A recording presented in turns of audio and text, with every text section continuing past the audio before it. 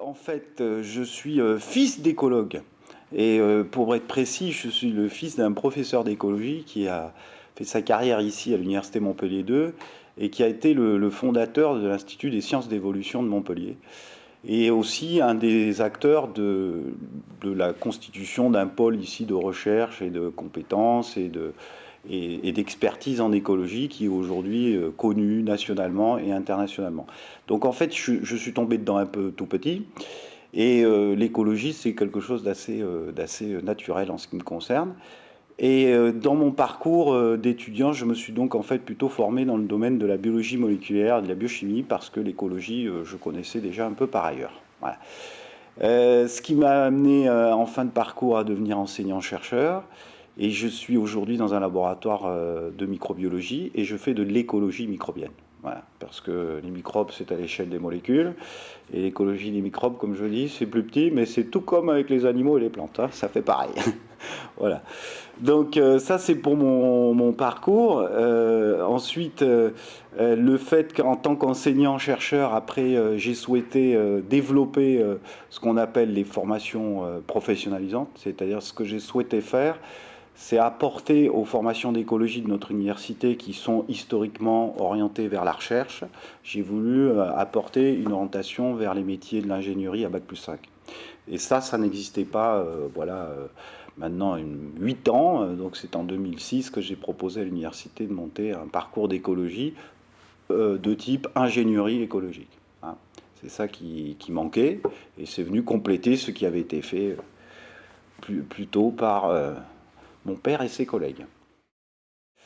Alors je travaille sur des parasites d'insectes, ce sont des petits vers du sol qu'on appelle les nématodes. Ces nématodes sont capables de parasiter et de tuer les insectes. Et donc en fait dans mes recherches, je suis dans un laboratoire qui dépend de l'INRA, l'Institut national de la recherche agronomique.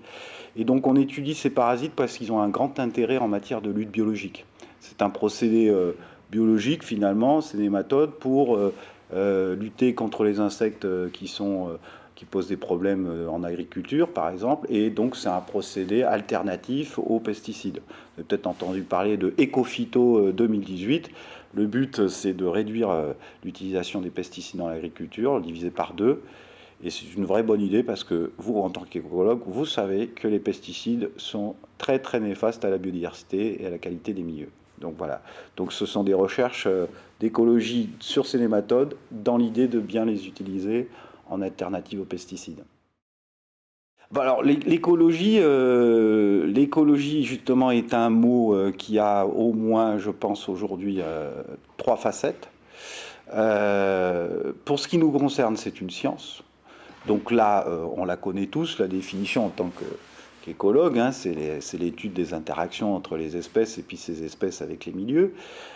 Donc pour nous, c'est quelque chose de simple. Pour le grand public, c'est quelque chose de très compliqué parce que l'écologie est devenue aussi aujourd'hui une idéologie politique.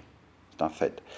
Donc il y a ce que j'appelle les écologues et les écologistes. Il y a l'écologie et l'écologisme. Et en fait, c'est un peu ces deux versants-là. Donc je ne vais pas m'attarder sur le caractère politique de l'écologie.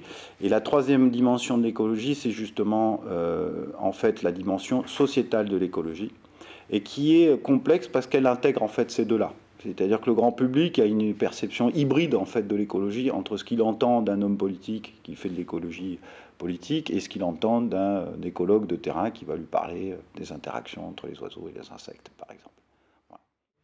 Alors pourquoi avoir fondé le Salon de l'écologie ? Je suis un fervent partisan de la notion de croissance verte. Je crois beaucoup à l'idée que l'intégration dans l'activité sociale et culturelle et économique des pays de l'écologie scientifique et qui est susceptible de générer beaucoup d'activités et notamment des emplois nouveaux ou ce que l'on appelle des emplois verdissants, c'est-à-dire des évolutions de métiers existants intégrant plus de compétences en écologie.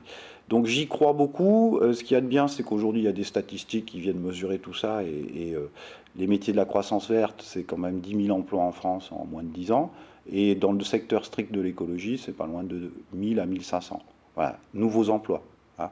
Donc c'est l'idée qu'on a finalement assiste ces 10 dernières années à la naissance d'une véritable filière de l'écologie, filière professionnelle, socio-professionnelle, qui évidemment, elle émerge de quoi? D'une filière qu'on connaît qui est celle de l'environnement. Mais l'environnement, c'est l'eau, c'est l'air, c'est le sol, c'est la biodiversité. Et la maturité du secteur biodiversité amène à considérer ce secteur-là comme une filière économique et sociale propre. Et comme toute filière économique et sociale propre, il faut qu'elle ait son salon. Voilà, c'est-à-dire sa fête annuelle où tous les acteurs se réunissent, tous les professionnels rencontrent tout finalement leurs clients et bien sûr rencontrent le grand public, la société. En termes d'innovation, l'idée du salon, c'est une idée nouvelle. Je crois que le concept est validé pour parler innovation. 5 ans que ça tourne, c'est la 6e année. C'est quelque chose qui maintenant est compris, est identifié, est partagé, a un succès tout à fait notable. Donc je pense que le concept étant validé, maintenant il n'y a plus de limite à son développement. Et l'idée d'un rendez-vous de l'écologie nationale de toute la filière, c'est bien ce qui est devant nous. Et donc il va, à mon avis, continuer à grandir. Ah, il est double. Il est double. D'abord, il est logique. Comme j'ai raconté au tout début, il y a ici des gens qui, à Montpellier, ont voulu développer l'écologie, voici 50 ans, en créant un laboratoire qui s'appelle le CEF, le Centre d'écologie fonctionnelle et évolutive. Et ce sont des pionniers. À cette époque-là, l'écologie à l'échelle de la planète, c'est un tout petit village. Et c'est un peu rendre, je dirais, honneur aux inventeurs. Hein. Il y en a qui ont eu ce courage de se lancer là-dedans à une époque où c'était pas du tout à la mode.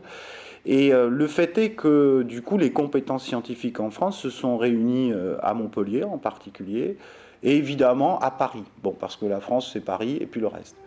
Et le choix d'implanter le Salon de l'écologie à Montpellier, c'est aussi, du coup, non seulement, bon, bien sûr, rendre honneur à cette histoire, mais c'est aussi peut-être tordre le cou à l'histoire française qui veut que tout ce qui soit national se fasse à Paris. Et donc non, le Centre mondial de l'écologie, non, le Centre national de l'écologie en France, ce sera Montpellier. Et c'est le sens de ce choix-là, auquel je tiens beaucoup. Il a une assise scientifique au départ, mais il a aussi aujourd'hui une assise économique. La majorité des bureaux d'études, par exemple, et des emplois de la biodiversité sont dans le sud de la France. C'est lié au hotspot de la biodiversité que vous connaissez en Méditerranée. Mais c'est un fait que plus de la moitié des emplois sont dans le sud de la France. Et Montpellier n'est pas loin d'être un épicentre, avec à proximité le plus gros bureau d'études naturalistes de France, quand même, à 20 km d'ici. C'est pas un hasard, pour moi, c'est pas un hasard. Et enfin, nous sommes dans une ville, la ville de Montpellier, qui est une ville qui a décroché le label international de ville de la biodiversité. Parmi les premières au monde, c'est la 5e ville au monde et la première en France à avoir ce label. Donc pour moi, tout ça concourt sur l'idée qu'ici, il y a vraiment la primauté à l'écologie et qu'on est leader pour le pays. Donc un ancrage montpelliérain provincial, avec l'accent du midi. Alors c'est ce qui m'amène aussi à souligner que plus que jamais, il faut se professionnaliser. Plus que jamais, il faut qu'on innove. Et je crois que la partie créative et innovante de notre secteur d'activité est encore plus stratégique qu'hier. Il faut qu'on soit inventif. Pas simplement dans nos techniques ou dans nos métiers, il faut qu'on soit inventif dans nos modèles économiques. Il faut trouver des ressources. Nous sommes un secteur économique qui dépend beaucoup trop des financements publics, directs. Ce sont les subventions indirectes, ce sont les marchés publics des collectivités territoriales, aménagement du territoire, qui sont tous les deux menacés. Et donc il faut trouver un relais, qui est un relais de croissance indépendant de ça. Et là, il faut que tout le monde se bouge.